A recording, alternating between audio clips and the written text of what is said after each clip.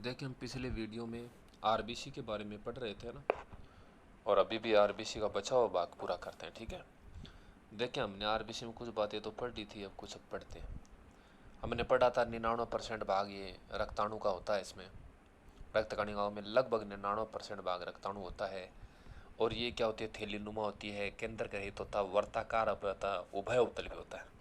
अब सुने, आरबीसी का जो रंग है वो कैसा होता है, लाल होता है। किसकी वजह से इसके अंदर पाया जाता है, सवसनिक वर्णक हीमोग्लोबिन। ठीक है ना। और ये ऑक्सी हीमोग्लोबिन होता है। क्या होता है ऑक्सी मतलब HB, देखें मैं क्या लिख रहा हूँ, HbO2 और ये आ गया फॉर ऑक्सी हीमोग्लोबिन। और ऑक्सी हीमोग्लोबिन कैसा होता है, चमकीला लाल, चमकीला लाल होता है। ठीक है, अब सुने आरबीसी जो होती है ना, सुने आरबीसी का जीवन काल करीबन 120 दिन होता है। कितना होता है, 120 दिन होता है। और इसका जो निर्माण है ना, आरबीसी का निर्माण, आरबीसी कहाँ बनता है, अस्थि मज्जा में। कहाँ बनता है, अस्थि मज्जा में।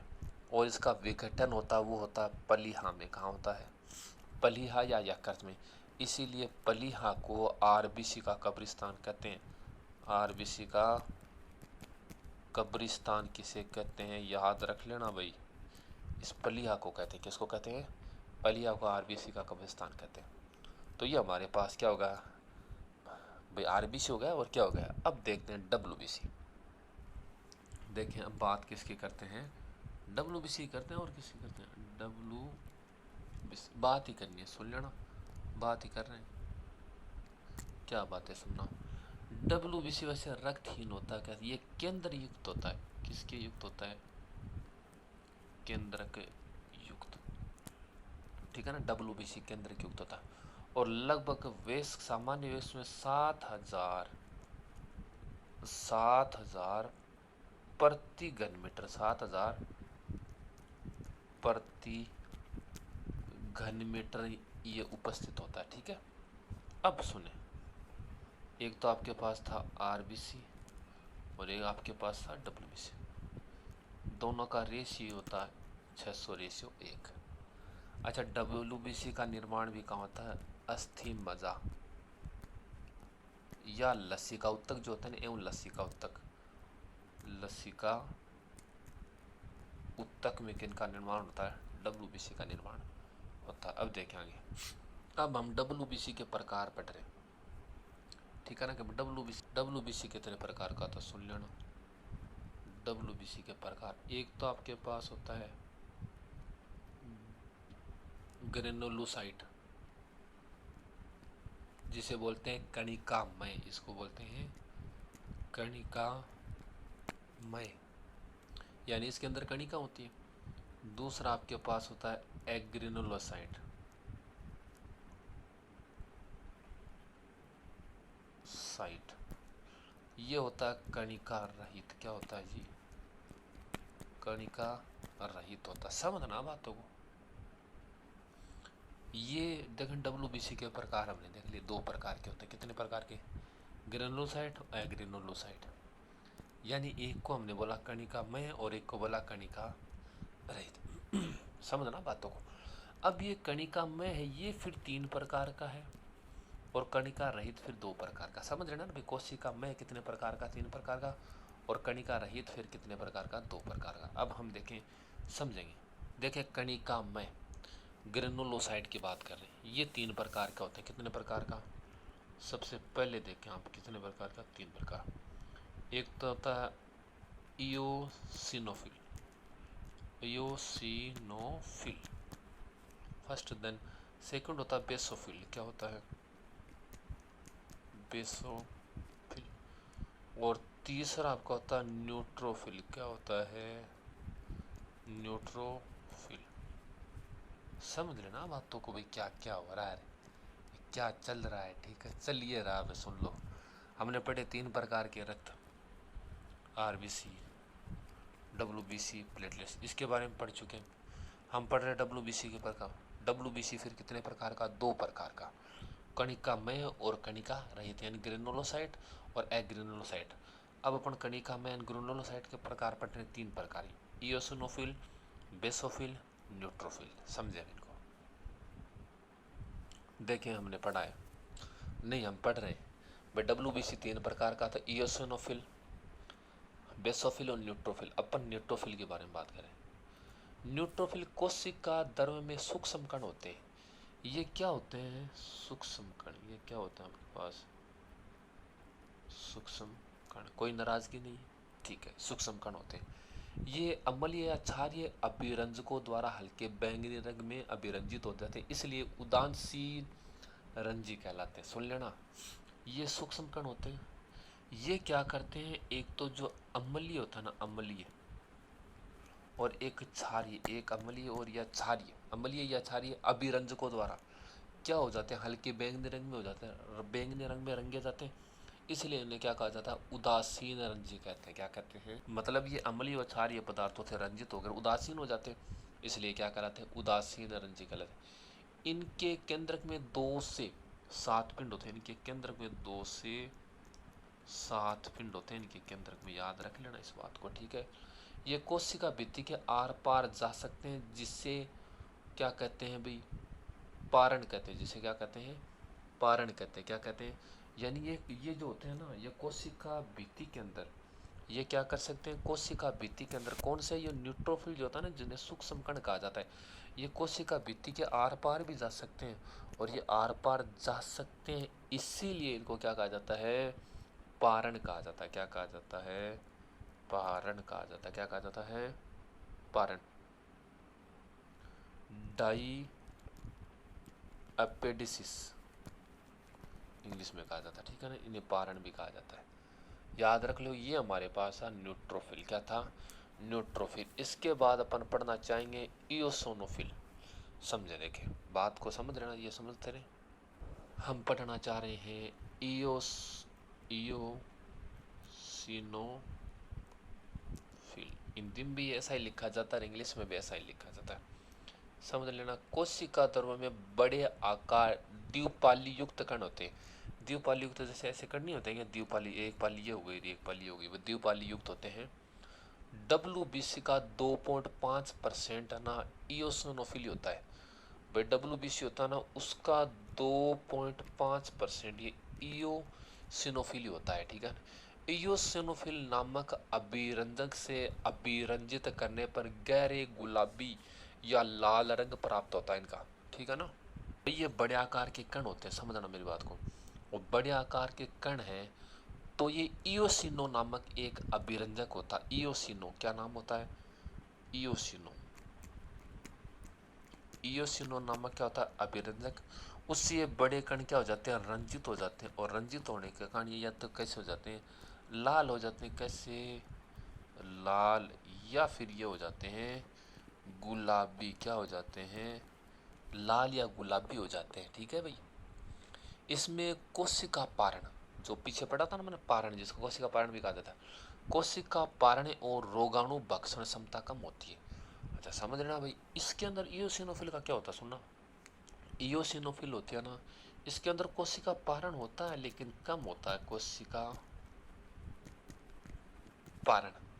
और एक होता है भक्षण। क्या होता है? भक्षण क्षमता कम होती है। भक्षण क्षमता भी क्या होती है?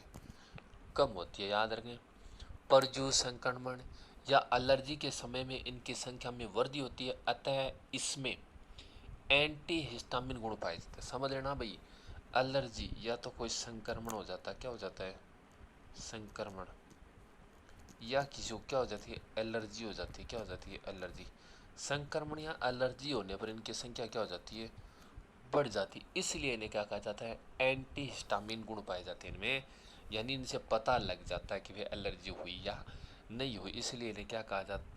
इसलिए कहा जाता है इओसिनोफिल जो है ना, इसके अंदर एंटी हिस्टामिन, एंटी हिस्टामिन के गुण पाए जाते हैं। किन के गुण पाए जाते हैं? एंटी हिस्टामिन के गुण पाए जाते हैं। ये हमारे पास होगा इओसिनोफिल। अब देखते हैं आपके पास आता है बेसोफिल। क्या आता है? बेसोफिल आता है। कोई बात नहीं, आता तो क्या दिक्कत? कोशिका द्रव्य में विभिन्न आकार के कण हैं, इनका आकार निश्चित नहीं है, आकार निश्चित नहीं है। क्या भाई? आकार। इन्हें क्षारीय अभिरंजक, क्षारीय अभिरंजक के अंदर ज्यादातर क्या लिया? मिया इथाइलिन जो था, मिथा इथाइलिन जो था ना, उसको काम में लिया जाता है। से अभिक्रिया कराने में यह गहरा नीला रंग प्राप्त होता है। यानी ये बेसोफिल के जो कण है ना, इन्हें क्षारीय अभिरंजक जो होते हैं ना, क्षारीय, उनसे रंजित करवाने पर क्या होते हैं? ये नीला प्राप्त हो जाता है। कैसा प्राप्त हो जाता है? नीला प्राप्त होता है। 2 से 3 पिंड वाला केंद्रक पाया जाता है इसमें 2 से 3 पिंड वाला केंद्रक पाया। ये 0.5% भाग इनका होता है। 0.5% भाग किसका होता है? बेसोफिल का होता है। इनके द्वारा हिस्टामिन और हिपेरिन उत्पन्न होता है। इनके द्वारा हिस्टामिन व हिपेरिन, हिपेरिन का मतलब ये रक्त का थक्का नहीं जमने देता भाई, ठीक है ना। हिस्टामिन और हिपेरिन गुण इनके द्वारा उत्पन्न होता है, ठीक है भाई। ये हमारा हो गया ग्रेनुलोसाइट यानी कणिका में, जिसके 3 प्रकार हो गए, इओसिनोफिल, न्यूट्रोफिल और बेसोफिल। अब पढ़ते हैं कणिका रहित, जिसके 2 प्रकार होंगे, मोनोसाइट और लिम्फोसाइट। देखिए 2 प्रकार का होता है। एक तो होता है आपके पास मोनोसाइट प्रकार नंबर फर्स्ट, एक होता है प्रकार नंबर 2 लिम्फोसाइट, ठीक है। क्या होता है कणिका रहित का मतलब? इनके कोशिका द्वार में सूक्ष्म कण नहीं होते हैं, ये एक केंद्रीय सौताणु होते हैं। इनका केंद्रक अंडाकार या सेम के बीज के समान आकृति के होते हैं। इनका आकार लगभग 8 से 20 माइक्रोमीटर होता है। अब देखें इनके प्रकारों का हम प्रकार पढ़ रहे हैं, उनके अंदर देखें, समझे अभी बातों को क्या पढ़ रहे हैं। अब देखें हम एक एक करके करते हैं पढ़ाई कि भाई क्या क्या हम लोग पढ़ना है और क्या क्या नहीं पढ़ना है। सबसे पहले बात करते हैं मोनोसाइट की। किसकी बात कर रहे हैं? मोनोसाइट, ठीक है जी, कोई दिक्कत नहीं है। इसे वहर्त भक्षाणु भी कहते हैं। क्या कहते हैं? वहर्त भक्षाणु। ये डब्ल्यूबीसी का 5% होता है। कितना होता है डब्ल्यूबीसी का? अब सुन लेना मेरी बात। एक होता है न्यूट्रोफिल, जो हमने पढ़ा है थोड़ी देर पहले, न्यूट्रोफिल पढ़ा ना भाई कणिका में के अंदर, तो याद रखना। एक तो ये न्यूट्रोफिल, न्यूट्रोफिल प्लस एक होता मोनोसाइट, मोनासाइट, लो साहब मोनासाइट। ये दोनों मिलकर पता है क्या करते हैं? ये दोनों मिलने के बाद प्रतिरक्षा की प्रथम पंक्ति बनाते हैं। क्या करते हैं? प्रतिरक्षा की प्रथम पंक्ति बनाते हैं। प्रतिरक्षा की प्रथम पंक्ति बनाते हैं। देखिए न्यूट्रोफिल और मोनोसाइट मिलकर प्रतिरक्षा की प्रथम पंक्ति बनाते हैं। इस बात को याद रख लेना आप। अब समझा। और ये जो मोनोसाइट होता है, ये शरीर में आने वाले रोगाणुओं का क्या करता है? भक्षण करता है। क्या करता है? रोगाणु जो होता है ना, रोगाणु का भक्षण करता है। क्या करता है? भक्षण करता है रोगाणुओं का, ठीक है जी। अब अपन पढ़ना चाहेंगे लिम्फोसाइट। क्या होता है क्या नहीं होता, इस बात को समझ लेना। इसको लसिका कणु भी कहते हैं वैसे। अब पढ़ेंगे आप लिम्फोसाइट, पढ़ लेना भाई। लिम्फो, ये पी है भाई, लिम्फोसाइट। हिंदी में भी इसको ऐसे लिखा जाता है लिम्फोसाइट, लिख लेना भाई। ये अंडाकार केंद्रित गोलाकार कोशिकाएं थी। केंद्रक होता है इनके अंदर। केंद्र के चारों ओर अल्प मात्रा में छल्लों के रूप में पाया जाता है। अच्छा सुन लेना, एक बड़ी इंपॉर्टेंट बात है कि इनके अंदर जो लिम्फोसाइट होता है ना, इनके अंदर अमीबीय गति पाई जाती है। अमीबीय गति, अमीबीय गति का मतलब अमीबा की तरह गतियाँ होती हैं। और इनका जो जीवन काल होता है वो करीबन 5 से लेकर 100 दिनों तक का होता है। 5 से लेकर 100 दिनों तक का। और ये जो लिम्फोसाइट, ये बीटा कोशिका है एवं टी, जिसको कोशिकाओं का निर्माण करती है, ठीक है ना। तो इसके अंदर इतना ही है भाई, ये छोटी मोटी बातें याद रखना। अब तीसरी कोशिका, तीसरा जो ब्लड है वो अपने पास था रुधिर पट्टिटाणु बोलते हैं इनको, या इनको बोला जाता प्लेटलेट्स। क्या बोला जाता? प्लेटलेट्स बोला जाता है। समझना भाई प्लेटलेट क्या होता है। बहुत छोटा अनियमित आकार होता है। इसके अंदर केंद्र का अभाव होता है। सुन लेना, केंद्र का इसमें अभाव होता है। अब सुनना, इसका जो निर्माण है ना वो भी अस्थि मज्जा में होता है। निर्माण कहाँ था? अस्थि मज्जा में। जीवन काल जो प्लेटलेट्स का 5 से 7 दिन तक का होता है। कितना होता है? 5 से। और रक्त का थक्का जमाना प्रमुख कार्य ये क्या करता है? रक्त का थक्का जमाता। क्या करता है? रक्त का थक्का जमाता है। ठीक है जी। अब सुने, आगे सुन ले क्या क्या होता है, क्या क्या नहीं होता है।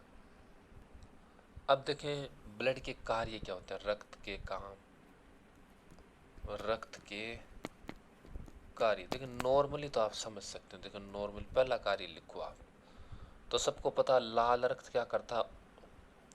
गैसों का आदान प्रदान, मतलब ऑक्सीजन का परिवहन। ऑक्सीजन का परिवहन, तो ऑक्सीजन का परिवहन तभी करता है जब कार्बन डाइऑक्साइड छोड़ता है। इसका मतलब क्या हुआ जानते हो? इसका मतलब ये हुआ, ये O2 का भी परिवहन करता है और CO2 का भी परिवहन करता है। काम नंबर 1। दूसरा, ये दैनिक ताप, इसके अंदर पानी की मात्रा पाई जाती है, तो ये दैनिक ताप का नियमन करता। दैनिक ताप नियमन, नियमन करता जी। ठीक है।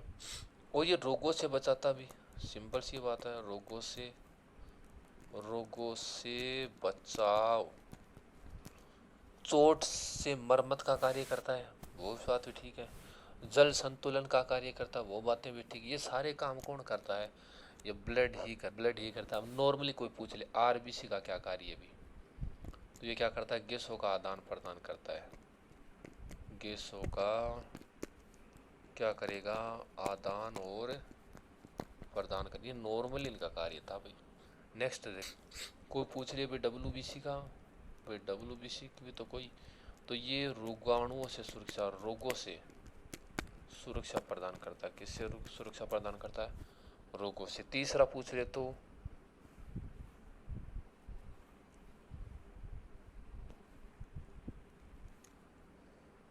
तीसरा पूछे आपको, किसके बारे में पूछे? तीसरा प्लेटलेट्स के बारे में, तो ये रक्त का थक्का जमाता है। रक्त का थक्का जमाता है। ये अपने पास तीनों के काम हो गए। ठीक है, तो ये हमारा पूरा टॉपिक हो जाता कंप्लीट। ब्लड क्या है, रक्त क्या है, कितने प्रकार का है, ये सारा हो जाता है।